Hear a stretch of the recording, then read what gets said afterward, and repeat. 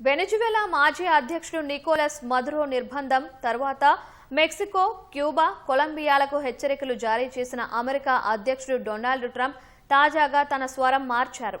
Colombia అధ్యక్షుడు Gustavo పెట్రోతో చర్చలకు సిద్ధంగా ఉన్నట్లు ప్రకటించారు.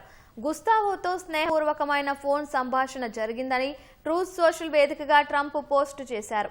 మాదక ద్రవ్యాలతో పాటు ఇతర అంశాలపై తాము చర్చించుకున్నట్లు తెలిపారు. ఈ సందర్భంగా త్వరలోనే గుస్తావోతో భేటీ కోసం ఎదురుచూస్తున్నట్లు పేర్కొన్నారు. వైట్ హౌస్ లో ఈ సమావేశం జరగనుందని వెల్లడించారు. మదురో నిర్బంధం తర్వాత మెక్సికో, క్యూబా, కొలంబియా సైతం డ్రగ్స్ తయారు చేసి అమెరికాకు తరలిస్తున్నాయని ట్రంప్ ఆరోపించారు.